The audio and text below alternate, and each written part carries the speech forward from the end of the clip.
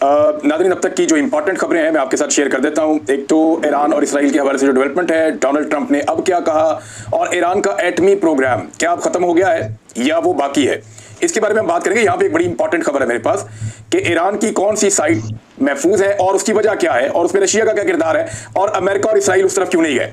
दूसरा, क्या इमरान खान साहब वाकई माइनस हो गए हैं। इमरान खान की बहन ने इसके बारे में एक स्टेटमेंट दिया, वो आपको स्टेटमेंट सुनवाऊंगा, और उसके बाद मैं आपको बताऊंगा कि एक्चुअली इमरान खान साहब के साथ हुआ क्या है और अली अमीन गंडापुर साहब के ऊपर वो छाड़ क्यों हो रही है। इमरान खान साहब के खिलाफ फैसला आ गया, जो 9 मई में उन्हें जमानतें दायर की हुई थी वो भी मुस्तरद हुई हैं। इस बारे में हम बात करते हैं। सलमान अकरम राजा साहब ने एक बड़ा अहम इंकशाफ किया है, वो इंकशाफ भी मैं आपके सामने रखूंगा। और जो एस्टेब्लिशमेंट की ख्वाहिश है इमरान खान को माइनस करना, क्या वो अपनी ख्वाहिश में कामयाब हो गए। यानी ये माइनस करने का फॉर्मूला बहुत पुराना है। इस मुल्क में कायदे आजम माइनस हुए, कायदे आजम की बहन उन्हें भी माइनस किया गया, शेख मुजीब को माइनस किया गया, उसके बाद जुल्फिकार जी भुट्टो को माइनस किया गया, बेनजीर भुट्टो को माइनस किया गया, जुनेजो को माइनस किया गया, नवाज शरीफ को माइनस किया गया, और अब इमरान खान को माइनस किया जा रहा है। तो माइनस करने का सिलसिला बहुत पुराना है। देखते ये हैं कि क्या इमरान खान साहब को माइनस किया जा सकता है। अब तक की सूरत आपके सामने रखूंगा। सबसे पहले शुरू कर देते हैं हम डोनाल्ड ट्रंप के मामले से। हुआ यह है कि इसके ऊपर एक बड़ी इंपॉर्टेंट अपडेट है, और वो अपडेट ये है कि जंगबंदी तो हो गई, ईरान ने भी तकरीबन उसे तस्लीम कर लिया, और इस जंगबंदी को जो है वो इसराइल ने भी तस्लीम कर दिया। इसराइल का कहना उन्होंने अपने अहदाफ हासिल कर लिए हैं, जबकि ईरान ने कहा कि उन्होंने मुंह तोड़ जवाब दिया है। ये तो आ गया इन दोनों की तरफ से।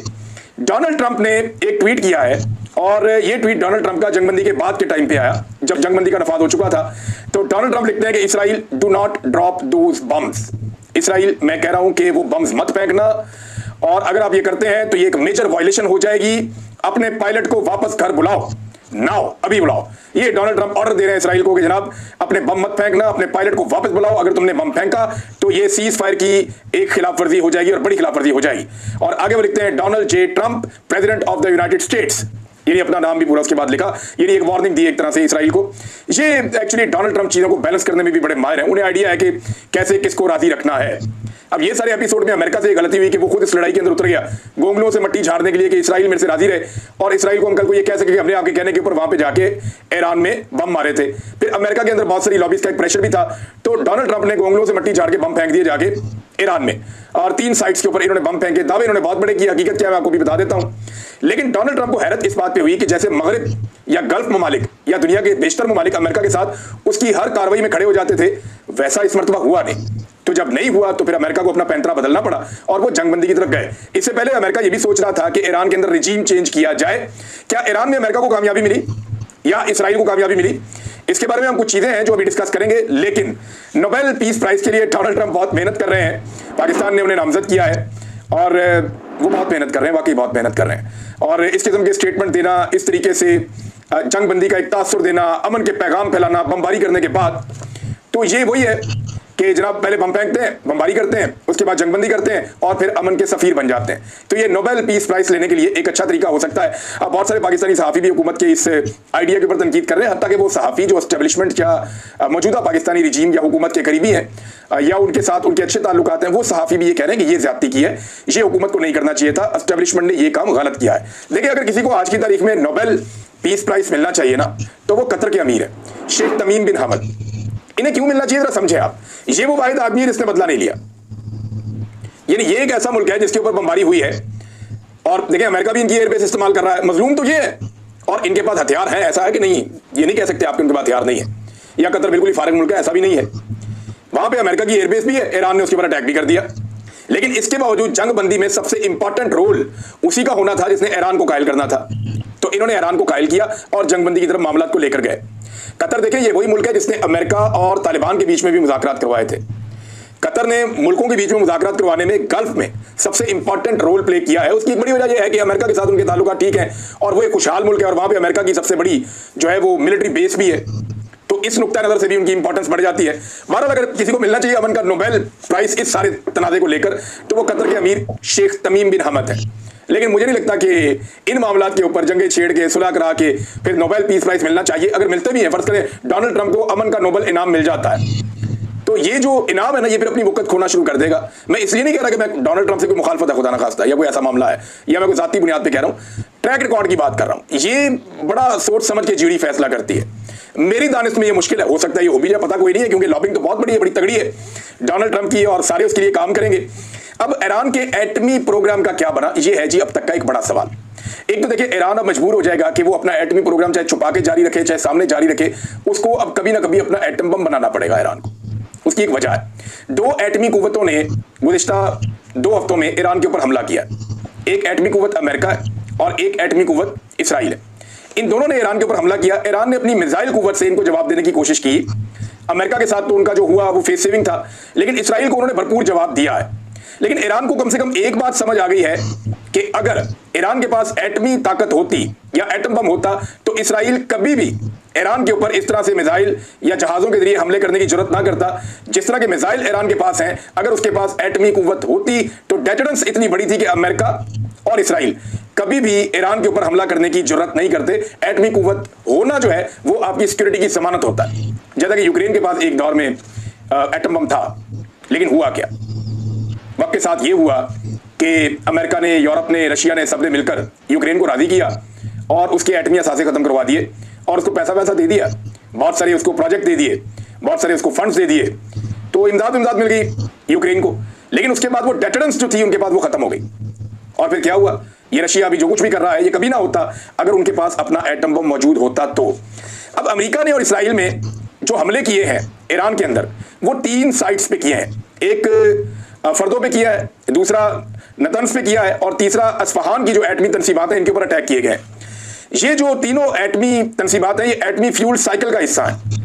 इनकी तबाही से ईरान के प्रोग्राम पे असर तो पड़ेगा, मुतासिर तो होगा, जरूर होगा, लेकिन मुकम्मल तौर पे रुक नहीं सकता।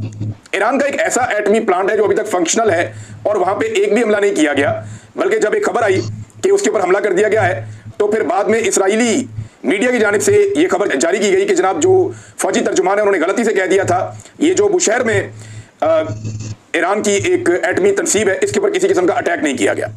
इस पर ना तो इसराइल ने अटैक करने की हिम्मत की, ना ही अमेरिका ने इसके ऊपर अटैक किया।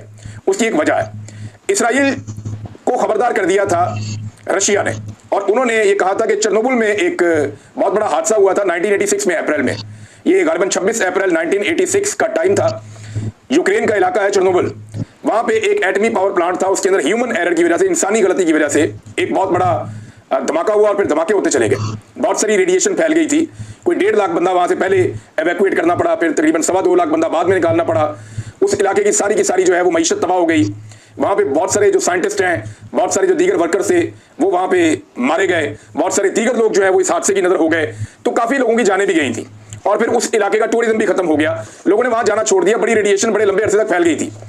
तो रशिया ने खबरदार किया था कि अगर चेरनोबिल की तरह का आप हादसा नहीं चाहते तो यहां पे अटैक बिल्कुल नहीं करना। ये जो बुशहर में रूसी साइंसदान भी मौजूद हैं, रूस ने एक तो ये बताया कि हमारे साइंसदान, हमारे वर्कर्स वहां पे मौजूद हैं और उन्होंने इनकार कर दिया था कि हम अपने वर्कर्स को और साइंसदानों को इस इलाके से या इस एटमी साइट से हम नहीं निकालेंगे, वो यहाँ पे मौजूद रहेंगे और चेरनोबिल जो है उसकी तरह का वाकया हो जाएगा अगर आपने यहाँ पे अटैक किया तो इसराइल ने और अमेरिका ने रशिया से पंगा ना लेने की खातिर और किसी बड़े नुकसान से बचने की खातिर इसके ऊपर हमला नहीं किया। और कुछ लोग क्लेम करते हैं कि ये वो साइट है जहां पे ईरान अपनी एक्टिविटी जारी रख सकता है। अब ईरान को ये बात की समझ आ गई है कि अगर एटमी धमाका करने की सलाहियत होती तो डेटरेंस इतनी बड़ी होती कि हमारे ऊपर अटैक ना होता। ईरान की जानिब से कुछ चीजों का क्लेम किया जा रहा है, वो चीजें क्या है पहले मैं आपके सामने वो चीजें रखता हूं, फिर मैं आपको बताता हूं कि हकीकत एक्चुअली इस वक्त क्या है। क्या ईरान का एटमी प्रोग्राम रुक गया है? तो देखें, अगर तो वो खुफिया तरीके से अपना एटमी प्रोग्राम चला रहा है तो इन 3 साइट्स के नुकसान के बाद भी ये क्लेम नहीं किया जा सकता कि एटमी प्रोग्राम रुक गया है। ईरान के 17 साइंसदान मारे गए हैं, ये बात ज़हन में रखिएगा। 17 ईरानी साइंटिस्ट शहीद हुए हैं, जिनमें से आखिरी कल रात को एक हमले में शहीद किया गया है, ये इजराइल की जानिब से। ये उनकी अचीवमेंट, उन्होंने ये किया। लेकिन इसके बावजूद मुकम्मल तौर पर अगर एटमी प्रोग्राम कहीं उनका चल रहा है तो वो ईरानी सोर्सेज क्लेम करते हैं कि हमारा नहीं होगा। फिर क्या ईरान ने किसी एक मौके पर सरेंडर किया? ईरान ने सरेंडर नहीं किया, हार नहीं मानी। फिर ईरान के अंदर एक और दावा किया जाता है कि क्या ईरान ने अमेरिकी शराइत तस्लीम की?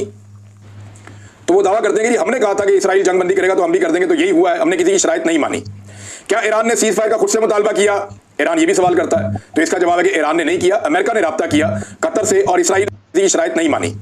क्या ईरान ने सीज फायर का खुद से मुतालबा किया?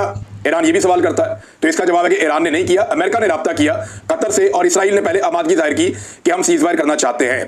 क्या ईरान में रजीम तब्दील हो गया? इसके लिए देखना, रज़ा पहलवी वगैरह कितने तगड़े हो गए थे, उनके इंटरव्यूज चल रहे थे, वो हवा के घोड़े के ऊपर सवार थे कि पता नहीं उन्हें जो है वो अब इक्तदार मिलने वाला है ईरान में, उनके सारे ख्वाब बह गए, तो रजीम चेंज नहीं हो सका ईरान के अंदर। क्या ईरान के अंदर कोई इख्तलाफात या अंदर कोई लड़ाई झगड़ा पैदा हो सका? तो ये भी नहीं हो सका।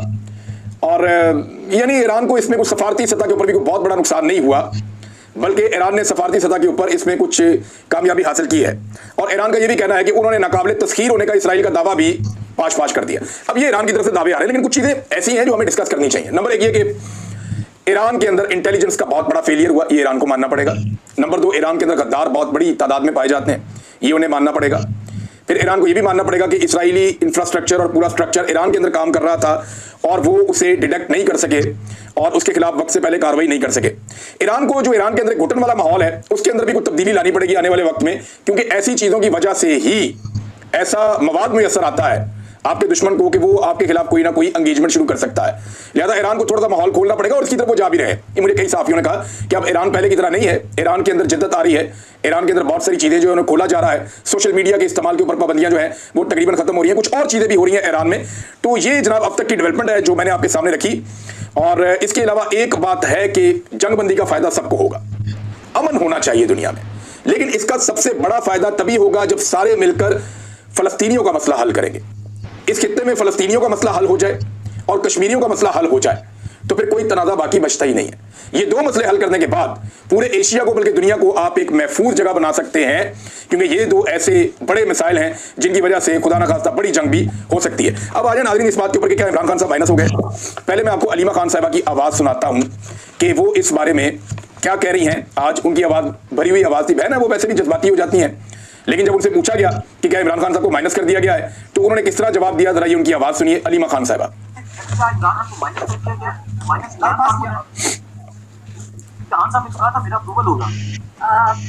मेरा ख्याल है माइनस ही हो गया।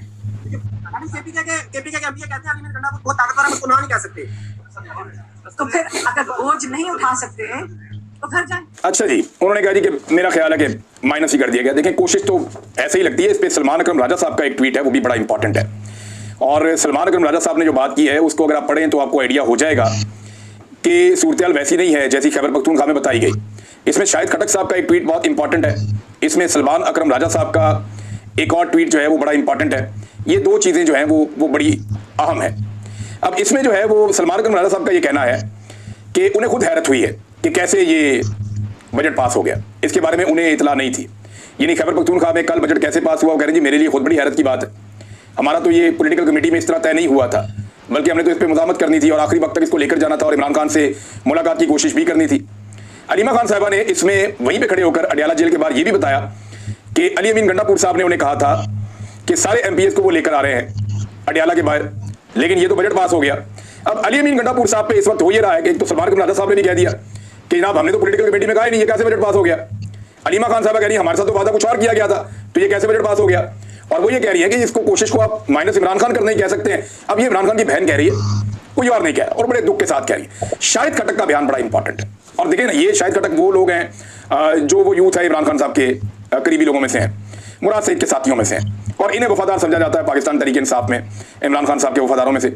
शाहिद खटक साहब के अच्छे ताल्लुकात हैं वहाँ कुछ MPS के साथ भी। अब वो क्या बता रहे हैं, वो कहते हैं जी सूबे के MNAs और MPS को यही बताया गया, सियासी कमेटी कोर कमेटी ने फैसला किया है कि बजट मंजूरी जरूरी है, अगर बजट मंजूर ना हुआ तो इमरजेंसी लग जाएगी। अगर खैबर पख्तूनख्वा में असेंबली चली गई तो खैबर पख्तूनख्वा में भी वही हालात बन जाएंगे जो पंजाब में है। इमरान खान ने बजट पर मुशावरत का बोला है, असेंबली की तहलील का नहीं।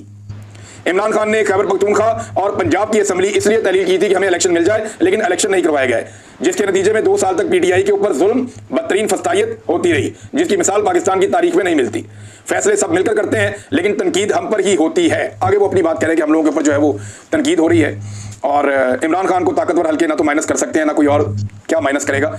ये जनाब शाहिद खटक साहब ने कहा हमें तो ये डराया गया था, ये बताया गया था कि पॉलिटिकल कमेटी ने कहा, लिहाजा MPS ने ये पास करवा दिया।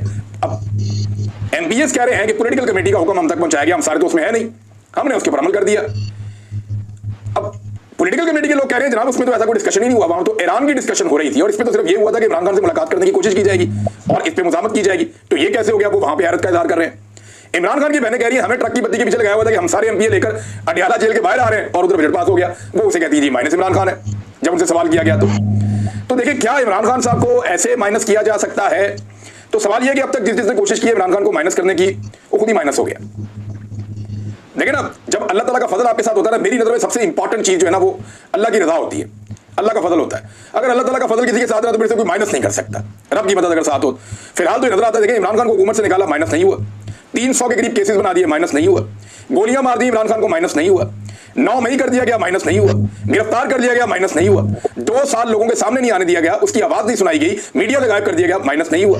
बदतरीन धांधली करके फार्म 47 की जाली हुकूमत बनाई गई, इमरान खान माइनस नहीं हुआ। इमरान खान के कारकुनों का कत्लेआम किया गया, 2 मरतबा किया गया, वो माइनस नहीं हुआ। उसकी बीवी और उसकी बहनें और रिश्तेदार गिरफ्तार किए गए, वो माइनस नहीं हुआ। परवेज खटक छोड़ गया, उस्मान बुज़दार छोड़ गया, महमूद खान छोड़ गया, जहांगीर तरीन, अलीम खान, अली जैदी, इमरान इस्माइल, असद उमर और दर्जनों बड़े नाम इमरान खान को छोड़ गए, वो माइनस नहीं हुआ। तो नंबर 1 चीज तो अल्लाह ताला का फजल है, मैं फिर आपको कहूंगा। लेकिन लीडर तब तक माइनस नहीं होता जब तक कि उसके लोग उसके साथ खड़े रहते हैं। अगर पाकिस्तान की आवाम इमरान खान के साथ खड़ी ना होती तो फिर आप कह सकते हैं कि इमरान खान माइनस हो गया।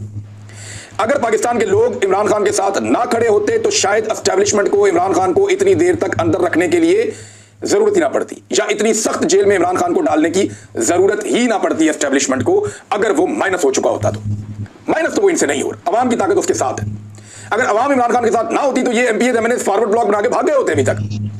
ये सोच लेते कि ठीक है यार हम फिर इलेक्शन लड़के आ जाएंगे, लेकिन उनको पता है कि दोबारा जब जाएंगे इलेक्शन में वोट मांगेंगे इमरान खान के नाम पे ही मांगना पड़ेगा। सूरत हाल तो ये इनके लिए बनी हुई है। इमरान खान को छोड़ भी नहीं सकते, उसके साथ चल भी नहीं सकते। ये है जनाब। अब अली अमीन गंडापुर चॉइस किसकी है, देखिए मैं फिर आपको कहूंगा, वो चॉइस है इमरान खान की।